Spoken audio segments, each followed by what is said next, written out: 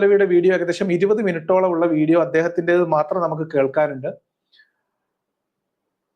ആമുഖമായിട്ട് പറയാനുള്ള കാര്യം, ചെറിയ കുട്ടികൾ ഒന്നിച്ച് ആരെങ്കിലും ഇരിക്കുന്നുണ്ടെങ്കിൽ, അല്ലെങ്കിൽ നിങ്ങൾ ലിവിങ് ഏരിയയിലൊക്കെ ഇരുന്നിട്ട് വീഡിയോ കാണുന്നവരുണ്ടെങ്കിൽ, അല്ലെങ്കിൽ ലൗഡ് സ്പീക്കറിലൊക്കെ ഇട്ട് ചെറിയ കുട്ടികളൊക്കെ കാണാൻ സാധ്യത ഉള്ള ഇടങ്ങളിലാണ് ഇരിക്കുന്നതെങ്കിൽ, ഇതിനകത്ത് വയലൻസ് വളരെ ആസ്വദിച്ച് പറയുന്ന ചില രംഗങ്ങളൊക്കെ ഉണ്ട്. ഉസ്താദുമാരുടെ നിലവാര മനോനില, ബദരീങ്ങളുടെ മനോനില എന്തായിരുന്നു എന്നൊക്കെ വെളിവാക്കുന്ന ചതിയുടെയും അതേപോലെ തന്നെ കുറ്റകൃത്യങ്ങളുടെയും അതേപോലെ വയലൻസിന്റെയും ഒക്കെ വിശദീകരണം നമുക്ക് കേട്ടിരിക്കുമ്പോൾ ചില ആളുകൾക്ക് ബുദ്ധിമുട്ടുണ്ടാവുന്ന തരത്തിലുള്ളതാണ്. അപ്പൊ വയലൻസ് പറഞ്ഞു കേൾക്കുന്നത് തന്നെയും അസ്വസ്ഥതയുണ്ടാക്കുന്ന, മനസ്സിന് പ്രയാസം ഉണ്ടാക്കുന്ന ആളുകൾ ഉണ്ടെങ്കിൽ ഇന്നത്തെ വീഡിയോ ഒഴിവാക്കിക്കോളൂ.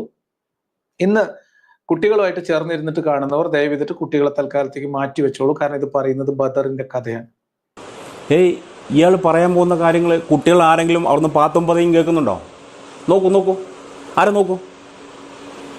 ലിയാഖത്ത് പറഞ്ഞോളൂ. ആരും കേൾക്കുന്നില്ല. ഒരു മിനിറ്റ് ലിയാഖത്ത്. അഡൾട്ട് ആയിട്ടുള്ള ആരൊക്കെങ്കിലും ഇത് കേൾക്കാൻ സാധനശക്തി ഉണ്ടോ? ഉണ്ടെങ്കിൽ മാത്രം കേട്ടാൽ മതി. ഓക്കെ. ലിയാഖത്ത്, ഇയാൾ പറയാൻ പോകുന്നത് മാർക്കോസിനിയുടെ 2ാം ഭാഗമാണ്. വയലൻസ് കണ്ടു കഴിഞ്ഞുണ്ടല്ലോ, ചോര തെറിച്ചു പോകും. ഓക്കെ. ലിയാഖത്ത് സ്റ്റാർട്ട് ചെയ്തോളൂ. ഹായ്, JPR ടോക്സിലേക്ക് എല്ലാവർക്കും സ്വാഗതം. ഞാൻ ഈ പറയുന്ന വിഷയങ്ങൾ ഇനിയും കണ്ടിന്യൂസ് ആയി വന്നുകൊണ്ടേയിരിക്കും. എൻ്റെ പേജ് ഫോളോ ചെയ്യാത്തവർ ഒന്ന് ഫോളോ ചെയ്യൂ, സബ്സ്ക്രൈബ് ചെയ്യൂ. ഇനിയും ഞാൻ ഇടുന്ന വീഡിയോകൾ നിങ്ങൾക്ക് അപ്പം ചൂടപ്പം പോലെ കിട്ടുന്നതായിരിക്കും. ഓക്കെ, തുടങ്ങാം നമുക്ക്. വാസ്തവം എന്താണ്? ഇതിൽ കൊള്ളയടിക്കാൻ വേണ്ടി തയ്യാറായി വന്ന കൊള്ള സംഘത്തിന്റെ പേരാണ് ബദരീങ്ങൾ. ബദരീങ്ങൾ എന്ന് പറഞ്ഞാൽ മുഹമ്മദിനൊപ്പം, മുഹമ്മദിന് കൂടെ ചാവാൻ വരെ തയ്യാറായി ഇറങ്ങി പുറപ്പെട്ട ഒരു ചാവേർ കൊള്ള സംഘത്തിന്റെ പേരാണ് ബദരീങ്ങൾ. ആണോ ലിയാഖത്തെ? അങ്ങനെയാണോ? മുഹമ്മദ് നബിയും ബദരീങ്ങളും കൊള്ളക്കൂട്ടമാണോ? ഈ ബദരീങ്ങൾ ചാവേർ പടയാണോ? ആണോ? ഇത് തൻ്റെ വീട്ടുകാർ പോലും വിശ്വസിച്ചില്ലല്ലോ. ഒരു പഴഞ്ചൊല്ലുണ്ട്, എന്താണെന്നറിയോ? ഇപ്പോൾ നമ്മളെ നാട്ടുകാർ വില വെച്ചില്ലെങ്കിലും വീട്ടുകാരെങ്കിലും വില വെക്കണം. ഇവിടെ തൻ്റെ വീട്ടുകാർ പോലും ഇത് വിശ്വസിച്ചില്ലല്ലോ. അപ്പോൾ അതിനർത്ഥം തൻ്റെ വീട്ടുകാർ പോലും തന്നെ വിശ്വസിച്ചിട്ടില്ല. തൻ്റെ അനിയൻ തന്നെ നേരിട്ട് കണ്ട തല്ലുകൊല്ലും. ബദർ ഇല്ലെങ്കിൽ ഇസ്ലാം ഇല്ല എന്നുള്ളതാണ്. ബദർ ഇല്ലേ ഇസ്ലാം ഇല്ല. ഞാൻ പറയുന്നതല്ല, ഇന്നത്തെ വീഡിയോ കേൾക്കുമ്പോൾ നിങ്ങൾക്ക് മനസ്സിലാവും. ബദർ എന്ന് പറയുന്നത് ഇസ്ലാമിന്റെ ചരിത്രത്തിലെ അത്രയും പ്രധാനപ്പെട്ട ഒരു സംഭവമായിരുന്നു. എന്നാൽ ആ സംഭവമാകട്ടെ ഏതെങ്കിലും തരത്തിൽ മാനവരാശിക്ക് സപ്പോർട്ട് ചെയ്യാവുന്ന ഒരു സംഭവമേ അല്ല. അത് കേവലമായ ഒരു കൊള്ള സംഘത്തിന്റെ അക്രമത്തിന്റെ കഥയാണ്, അനീതിയുടെ കഥയാണ്. Yes, absolutely. ഉസ്താദ് പറഞ്ഞ് കറക്റ്റല്ലേ? ബദർ ഇല്ലെങ്കിൽ ഇസ്ലാം ഇല്ല. ഇസ്ലാം ഉണ്ടായല്ലോ, പിന്നെന്താ? തനിക്കെന്തെങ്കിലും ദണ്ണം ഉണ്ടോ ഇസ്ലാം ഉണ്ടായാൽ? ആണോ? ഉണ്ടോ? ഉണ്ടെങ്കിൽ ഒന്നും ചെയ്യാൻ പറ്റില്ല. എന്തായാലും ബദർ ഉണ്ടായതിലും ഇസ്ലാം ഉണ്ടായതിലും നിനക്ക് ഉപകാരമുണ്ട് കൊച്ചു കള്ള. ഈ ഇസ്ലാം വിരോധികളുടെ കയ്യിൽ നിന്നും ഇങ്ങനെ നക്കാപ്പിച്ച കിട്ടുന്നുണ്ടല്ലോ പുട്ടടിക്കാനേ. അല്ലേ? എന്ന് പറയുന്ന ഈ യുദ്ധം നടന്ന സ്ഥലത്തിന് സമീപത്ത് മീറ്ററുകൾക്കപ്പുറത്തേക്ക് മുഹമ്മദ് നബിക്ക് പ്രത്യേകമായി ഒരു പന്തൽ ഒരുക്കിയിട്ട് മുഹമ്മദിന്റെ കൂടെ പോയ 313 പേരടങ്ങുന്ന സംഘത്തിന്റെ പ്രതിനിധിയായിട്ട് ഒരാള് മുഹമ്മദ് നബിയോട് പറയുന്ന രംഗമാണ് ഇനിയുള്ളത്. ബദർ എന്ന് പറയുന്ന യുദ്ധം നടന്ന സ്ഥലത്തിന് തൊട്ടടുത്ത് മീറ്ററുകൾക്കിപ്പുറത്ത് പ്രത്യേകമായി ഒരുക്കി നിർത്തിയ പന്തൽ, അതിൽ പ്രത്യേകമായി മുഹമ്മദ് നബിക്ക് യാത്ര ചെയ്യാൻ ഒരുക്കി നിർത്തിയ ഒരു ഒട്ടകം, ഇത്രയും സംവിധാനങ്ങൾ ഒരുക്കി മുഹമ്മദിന്റെ അനുചരന്മാരിൽ ഒരാൾ, നിങ്ങളുടെ ഭാഷയിൽ പറഞ്ഞാൽ ബദരീങ്ങളിൽപ്പെട്ട ഒരാൾ മുഹമ്മദ് നബിയോട് പറയുന്ന രംഗം, അവസാനം വരെ പൊരുതും, ഒരാളില്ലാതെ മരിക്കും എന്ന് വെച്ചോളൂ. എങ്കിൽ തങ്ങൾക്ക് ഞങ്ങൾ ഒരുക്കി തരുന്ന ആ വാഹനപ്പുറത്ത് കയറിയിട്ട് മദീനത്തേക്ക് തങ്ങൾക്ക് മടങ്ങാം. എന്തിന്? മദീനത്തിരിക്കുന്ന ജനങ്ങൾ അങ്ങേ ഞങ്ങൾ സ്നേഹിക്കുന്നതിനേക്കാൾ സ്നേഹിക്കുന്നവരാണ്. ഈ യുദ്ധം അവർ പ്രതീക്ഷിച്ചതല്ല, ഈ പോരാട്ടം അവർ യെസ്, അതാണ് ബദരീങ്ങൾ. കയ്യിൽ നയാ പൈസ ഇല്ല, സ്വന്തമായി വീടില്ല, ഒരു പരദേശിയായ ഒരു വ്യക്തിയാണ് അന്നത്തെ കാലത്ത് മുഹമ്മദ് നബി. ഈ മുഹമ്മദ് നബിയെ ഇത്രമാത്രം സ്നേഹിക്കാൻ, ഈ ബദരീങ്ങൾ ഇത്രമാത്രം സ്നേഹിക്കാൻ എന്താണ് കാരണം? ചുരുക്കമായി പറയാം. അന്നത്തെ കാലത്ത് മദീനയിൽ ഗോത്രവർഗങ്ങൾ ഉയർന്ന ഗോത്രവും താഴ്ന്ന വിഭാഗത്തിൽപ്പെട്ട മനുഷ്യരും വേർതിരിച്ച് കാണിക്കുന്ന ഒരു കാലഘട്ടമാണ് അന്ന് അറേബ്യയിൽ മുഴുവനും. അറേബ്യയിൽ ഈ പാവങ്ങളെ പെരുവഴിയിട്ട് മർദ്ദിക്കുമായിരുന്നു. അവരുടെ കാശില്ലാത്തതിൻ്റെ പേരിൽ അല്ലെങ്കിൽ അവർക്ക് ഗോത്രമില്ലാത്തതിൻ്റെ പേരിൽ അവരെ അടിമകളാക്കി വെക്കുമായിരുന്നു. അങ്ങനെ ആ പാവപ്പെട്ടവരെ ദ്രോഹിക്കുമായിരുന്ന ഗോത്രവർഗങ്ങളുടെ മുന്നിൽ നിന്നും ഇവരെല്ലാം രക്ഷിച്ചെടുത്ത് ഇവർക്ക് വേണ്ടി പടപൊരുതി ഇവരെല്ലാം രക്ഷിച്ചെടുത്ത ഒരു വ്യക്തിയാണ് മുഹമ്മദ് നബി. അതുകൊണ്ടാണ് ആ ബദരീങ്ങളിലെ ഒരാൾ പറയുന്നത്, നബിയെ, ഞങ്ങളിവിടെ മരിച്ചു വീണാലും കുഴപ്പമില്ല, നിങ്ങൾ പോകുമോ? ഇനിയുമുണ്ട് മർദ്ദിത പീഡിത ജനങ്ങൾ, ഇനിയുമുണ്ട് അവിടെ, അവരെയും നിങ്ങൾ രക്ഷിക്കണം. ഈ യുദ്ധത്തിൽ ഞങ്ങൾ മരിച്ചു വീണാൽ വിഷയമില്ല. അതാണ് ബദരീങ്ങൾ, അതാണ് ഇസ്ലാം വിശ്വാസികൾ വിശ്വസിക്കുന്ന ബദരീങ്ങൾ.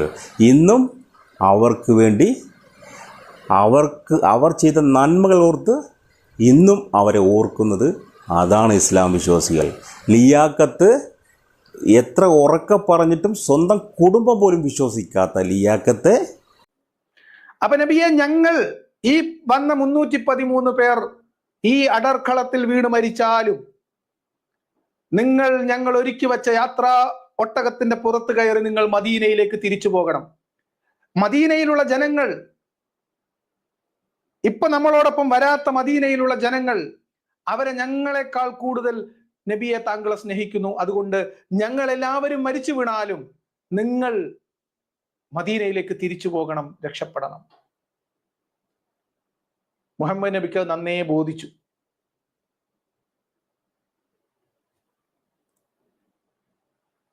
നമ്മൾ യുദ്ധത്തിന് പോകുന്നതല്ലല്ലോ, വാണിജ്യ സംഘത്തെ പിടിക്കാൻ പോകുന്നതല്ലേ, യുദ്ധം യാദൃച്ഛികമായി സംഭവിച്ചതല്ലേ. അല്ലേ? ഇതല്ലേ ഞാൻ പറഞ്ഞത്? 313 പേർ 1000 പേരെ നേരിട്ടു എന്ന് ഗർവ് പറയുന്നവർ ഓർക്കേണ്ടതും മനസ്സിലാക്കേണ്ടതും ഉറപ്പിച്ച് മനസ്സിലാക്കേണ്ടതുമായിട്ടുള്ള കാര്യമാണ്. യുദ്ധം പ്രതീക്ഷിച്ചതല്ലല്ലോ, യുദ്ധത്തിന് വന്നതല്ലല്ലോ, പിന്നെന്തിനു വന്നതായിരുന്നു? കച്ചവട സംഘത്തെ പിടിക്കാൻ വന്നതല്ലേ എന്നാണ്. കച്ചവട സംഘത്തെ പിടിക്കാൻ വന്നതല്ലേ? അതേ അതേ. യുദ്ധമെന്നാൽ താൻ എന്താ വിചാരിച്ചത്? ഇപ്പോൾ ആധുനിക കാലത്തൊരു യുദ്ധം പറഞ്ഞുതരാം. ഇസ്രായേലും പാലസ്തീനും എങ്ങനെയാണ് യുദ്ധം ചെയ്യുന്നത്?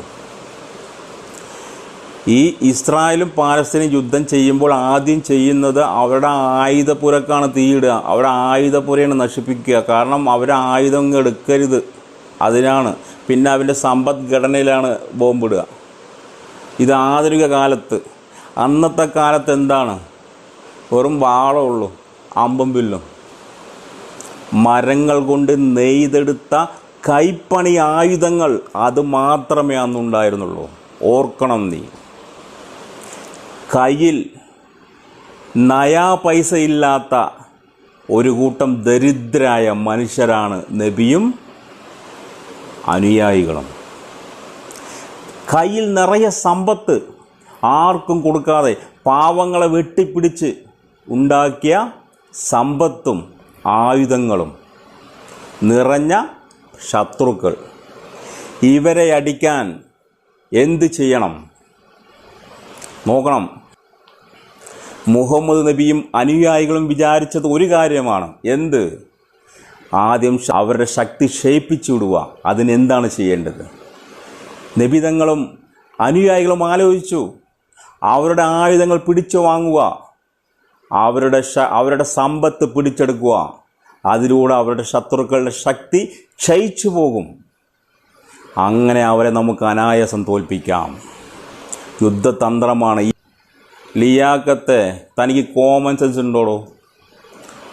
ഇതൊക്കെയാണ് സത്യം, ഇതൊക്കെയാണ് യുദ്ധതന്ത്രം.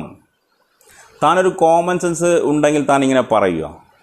യുദ്ധതന്ത്രത്തെ പോയി കൊള്ള, ഇതൊക്കെ പറയുമോ താൻ? ഇത് കേട്ടിട്ട് നിന്നെ സപ്പോർട്ട് ചെയ്യുന്ന, നിനക്ക് ഗുഡ് കമൻ്റ് ഇടുന്ന എല്ലാ ആൾക്കാരും വിഡ്ഢികളാണ്, വിഡ്ഢി കുഷ്മാണ്ഡങ്ങളാണ്, കോമരങ്ങളാണ്. നിന്നെ സപ്പോർട്ട് ചെയ്ത് നിനക്ക് ആളുകൾക്ക് ഈ യുദ്ധത്തിൽ പങ്കെടുക്കാനോ തങ്ങളെ വിശ്വസിക്കാനോ തങ്ങളെ കാണാനോ ഞങ്ങളെക്കാൾ ഇഷ്ടമുള്ള ഞങ്ങളെക്കാൾ പിരിശമുള്ള തങ്ങളുടെ അനുയായികളെ തങ്ങൾ രക്ഷപ്പെടുത്താൻ തങ്ങൾ അങ്ങോട്ട് പോയി. ഞങ്ങൾ ഒന്നൊഴിയാതെ മരിച്ചാലും തങ്ങൾ അന്ന് അവിടെ ശരിക്കും ദീന് നടത്താൻ വേണ്ടി മദീനക്ക് തിരിച്ചു പോകാൻ ഒരു കേന്ദ്രമായി അരീശൊരുക്കാമെന്ന് പറയുമ്പോൾ പോരാട്ടത്തിനിറങ്ങുന്ന സ്വഹാബിയുടെ മനസ്സിൽ തിരിച്ചു വരാനുള്ള മനസ്സില്ലാത്ത അത്രയും ശക്തി കുറഞ്ഞ അവരുടെ അന്നത്തെ കഴിവിന്റെയും ബലത്തിന്റെയും ചിത്രം എത്രയാണ്? ഒന്നാലോചിക്കുക, ഒന്ന് നല്ലോണം ആലോചിച്ചോളി. ആലോചിച്ചു ലിയാക്കത്തെ, നല്ലോണം ആലോചിച്ചു. ആ ബദരീങ്ങളിൽപ്പെട്ട ആ മനുഷ്യൻ പറയുന്നത് കേൾക്കൂ.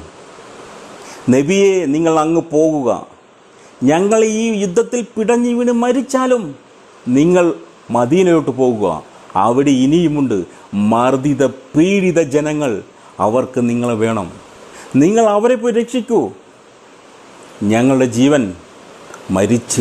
അങ്ങനെ നബിയുടെ അനുയായികളെല്ലാം നബിയും ബദരീങ്ങളും കൊള്ളക്കാരും കള്ളന്മാരും ആയതുകൊണ്ട് അറേബ്യൻ രാജ്യങ്ങളിലെല്ലാം കള്ളന്മാരും കൊള്ളക്കാരുമാണ്.